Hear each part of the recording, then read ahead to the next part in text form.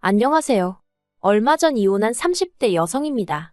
이렇게 남에게 제 이야기를 해본 적이 거의 없어서 어떻게 시작해야 할지도 모르겠네요. 일단 제가 왜 결혼 생활이 어땠는지 이야기를 좀 해보고 싶어요. 이미 이혼까지 한마당에 굳이 그런 이야기를 못하러 하고 싶어 하냐 하실 수도 있겠지만 제 나름대로의 마무리라고 할까요? 혹시나 이 이야기가 남들 입을 타고 시어머니 귀에 들어가면 더 좋을 것 같기도 하고요. 하긴 이제 제 시어머니도 아니지만 달리 부를 호칭이 마땅치 않아 일단은 어머님이라고 부르긴 해야겠네요. 아무튼 저희 어머님은 아직도 저와 당신 아들이 왜 이혼을 했는지 납득을 못 하십니다. 아니, 오히려 제 탓이라고 생각하세요. 야박하고 못된 며느리, 아마 결혼 생활 내내 어머님께 저는 그런 며느리였던 모양입니다.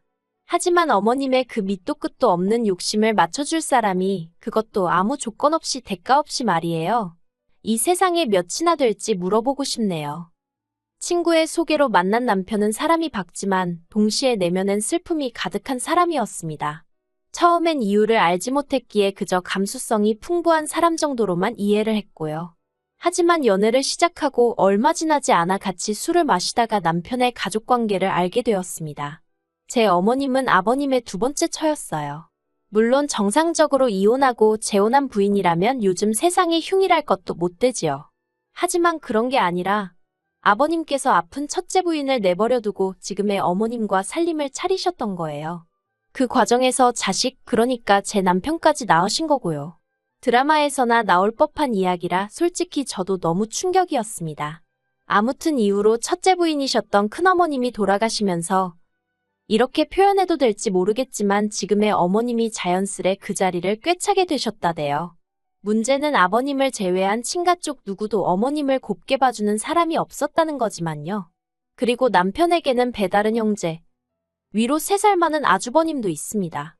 그 아주버님과는 당연히 사이가 좋지 않고요. 아무튼 그런 환경에서 자라다 보니 남편은 아버님과 아주버님에게 상당히 거리감을 느끼고 있었던 반면 어머님과는 다른 모자지간들과는 달리 더 끈끈한 애착관계가 형성되어 있던 거지요. 하지만 이런 가정환경이 솔직히 제 결혼 생활에 영향을 끼칠 거라곤 생각하지 못했습니다.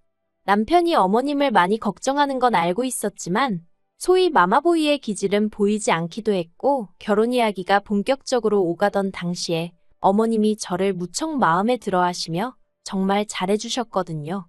그래서 저도 아무래도 집안 사정도 다 알던 상황이었으니 이제 어머님께 아들만 있는 게 아니라 믿을 만한 며느리도 있다는 사실을 꼭 느끼게 해드리고 싶었어요. 하지만 결혼하고 얼마 지나지 않아서 어머님이 저를 왜 마음에 들어 하셨던 건지 알게 되었고 그 이유가 솔직히 달갑지만은 않았습니다. 형편이 변변치 않았던 시댁과 달리 친정은 궁색하지 않아요. 초등학교 교장 선생님까지 하시고 퇴직하신 친정아버지와 간호사로 일하시던 친정어머니 밑에서 비교적 여유 있는 10대, 20대를 보낼 수 있었지요. 자식이라곤 저 하나가 전부라서 저에게 필요한 것이라면 가능한 전폭적으로 지원해 주셨고요. 그래서 덕분에 저도 대학교 졸업 후 바로 대기업에 입사할 수 있었다고 생각합니다. 뿐만 아니라 저에게 미리 증여해 주신 아파트가 있었기에 저희는 어느 다른 대부분의 젊은 부부들과 달리 비교적 여유로운 결혼 준비가 가능했어요. 하지만 시댁은 원래는 아버님을 포함해 형제분들이 가족 사업을 했었는데 언젠가부터 형제분들이 아버님을 시샘하면서 쫓아냈다고 하대요. 그리고 이후로는 지인들에게 묻고 물어 소일거리를 하면서 그럭저럭 생활만 이어나가고 계신 상황이었고요. 하지만 이런 상황 때문에 친정에서 결혼을 반대하거나 그런 일은 없었습니다. 일단 남편이 저희 부모님께 너무 잘했거든요. 저희 부모님이 가족관계나 재산 등과는 상관없이 자기 한 사람을 봐주시는 게 너무 감사하다면서요. 그리고 당연히 제 입장에서는 결혼 상대가 그런 소리를 하니 감동할 수밖에 없었고요. 그리고 남편 말대로 저희 친정부모님은 정말 남편의 사람됨됨이를 가장 중요시 여기시는 분들이었습니다. 부모님이나 재산 같은 건 남편의 의지대로 바꾸고 선택할 수 있는 문제가 아니니 그런 것들로 남편을 비난할 생각은 전혀 없다 하셨지요. 그렇게 저희 두 사람의 결혼에 대해 정리해보면 저는 집을 해간 셈이었고 남편은 현금 3천의 혼수를 들고 온 상황이었습니다. 그리고 저는 제가 손해를 봤다면 손해를 본 거지 절대 어느 면에서도 득을 봤다고는 생각하지 않아요. 심지어 앞으로 벌어올 기대 수입을 생각하더라도 남편이 다니고 있던 직장보다는 제가 다니는 직장이 비교도 안 될 만큼 구조적으로나 재정적으로나 탄탄한 상황이었으니까요.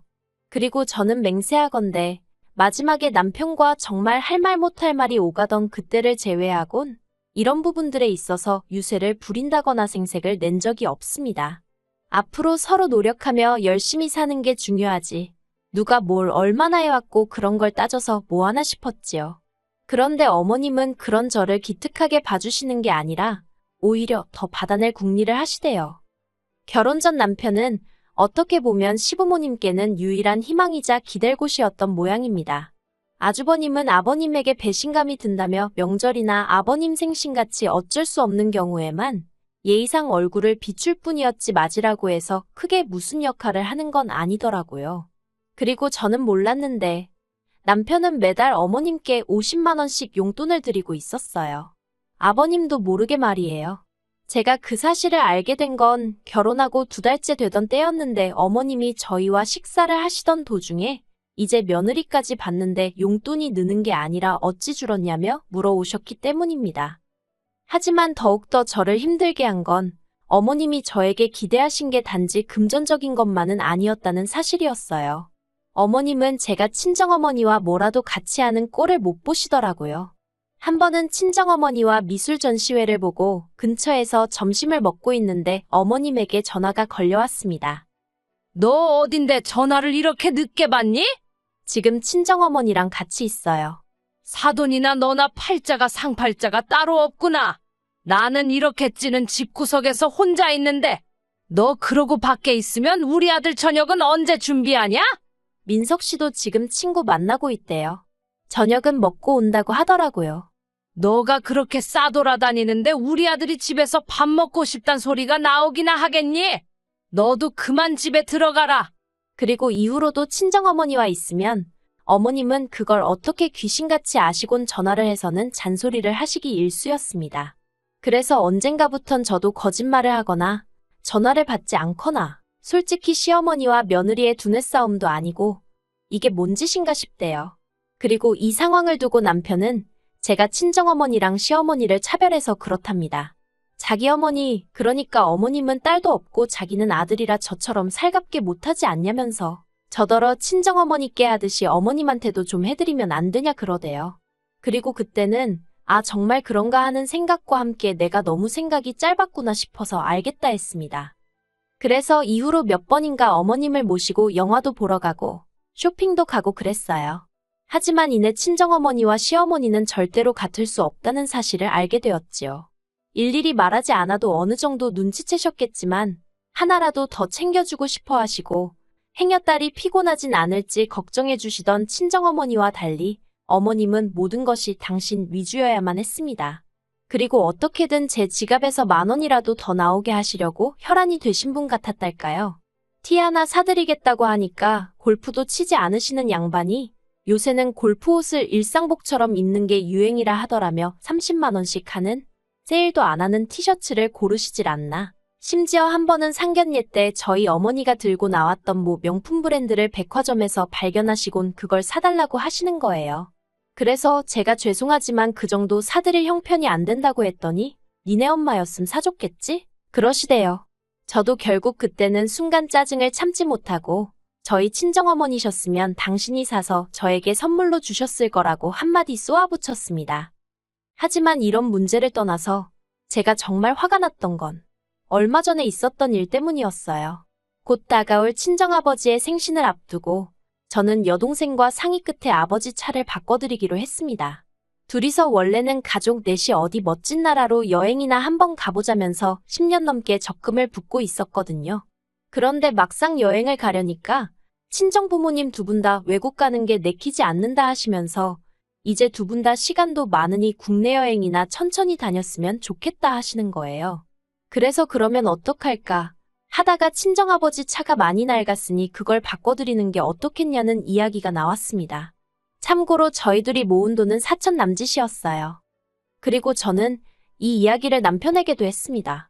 솔직히 저와 남편은 생활비는 거의 반반 부담이나 다름없이 지출하며 생활하고 있었고, 시댁에 30만 원씩 매달 나가는 용돈을 제외하고도 남편이 저 몰래 어머님을 위해 이것저것 챙겨드리는 걸 알고 있었지만 저는 따진 적이 없거든요.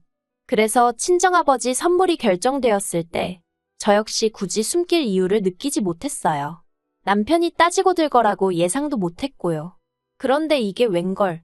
남편이 그 큰돈이 어디서 났냐면서 계속해서 부럽다는 말은 하는데 그게 굉장히 부담스럽게 들리더라고요. 그리고 이 이야기는 이내 어머님 귀에도 들어갔던 모양입니다. 며칠 뒤 시댁에서 식사를 하던 와중에 갑자기 어머님이 저더러 당신 생일을 알고 있냐입니다. 당연히 알고 있다고 2달 정도 남았네요 했습니다. 그러자 어머님이 당신은 차까진 안 바란다면서 대신 유럽 여행을 다녀오고 싶으시다대요. 저는 뭐라고 할 말이 없었습니다. 그렇다고 무건수행을 하고 있을 순 없어서 가까스로 그러시냐고 잘 다녀오시라고 했지요. 그랬더니 어머님이 그게 무슨 뜻이냐며 니들이 보내줘야 할 거 아니냐입니다. 정말 할 말이 없더라고요. 왜 저희가 보내드려야 하냐 따지기도 싫었어요. 따져봤자 어떻게 나오실지 그 레파토리는 이미 줄줄줄 외울 만큼 들어왔으니까요. 그리고 남편은 중간에서 눈치를 살살 보더니 너무 갑작스럽다면서 우리도 한번 상황을 보겠다는 이도저도 아닌 대답을 하더라고요. 남편이 돼서는 아니다 싶은 건 자기가 나서서 딱 잘라주면 좋겠는데 말이에요. 그리고 그렇게 집에 와서 저희 부부는 사흘 동안 한마디도 섞지 않았습니다. 화도 나고 답답하고 그렇다고 남편하고 이야기해봤자 그 속이 풀릴 것 같지도 않아서 제가 피했던 것도 있어요. 그리고 마침내 남편이 먼저 말을 걸어왔습니다.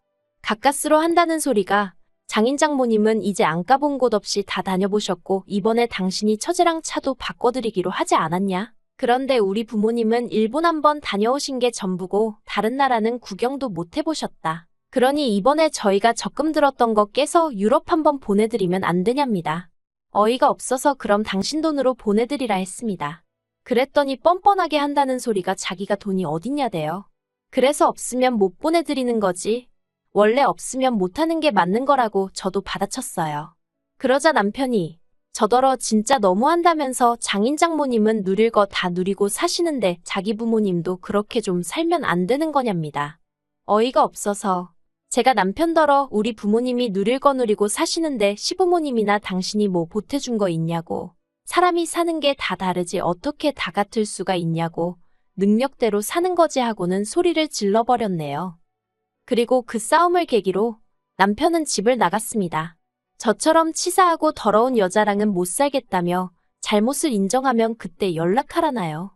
어이가 없어서 나야말로 당신처럼 욕심 많은 사람하곤 못 산다고 다신 들어올 생각도 하지 말라고 했습니다.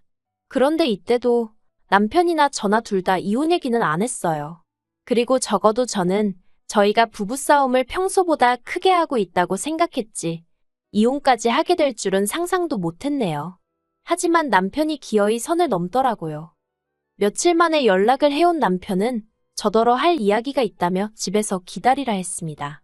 그리고 어리석게도 저는 내심 남편이 드디어 정신을 차렸나 싶었기에 겉으론 툴툴댔지만 그래도 마음 한켠에선 안도를 하게 되었지요. 그런데 며칠 만에 만난 남편은 저에게 생각지도 못한 이야기를 꺼냈습니다. 자기가 곰곰이 생각을 해봤는데 제가 너무 온실 속의 화초처럼 자라서 모르는 게 많은 것 같다는 말 같지도 않은 소리를 하더니 이참에 회사 때려치고 대신 어디 못 사는 동네에 가서 어려운 사람들 돕는 봉사활동을 좀 해보는 게 어떻겠냐대요. 이런 세상도 있다는 걸 몸소 겪고 나면 마음이 한결 너그러워질 거랍니다. 솔직히 처음엔 남편이 무슨 자다가 봉창 두들기는 소리를 하는 건가 싶었어요. 그런데 남편은 계속해서 한다는 소리가 제가 저보다 훨씬 더 좋지 않은 상황에서도 정을 나누는 사람들이 있다면서 저도 그런 걸 좀 배울 필요가 있어 보인답니다.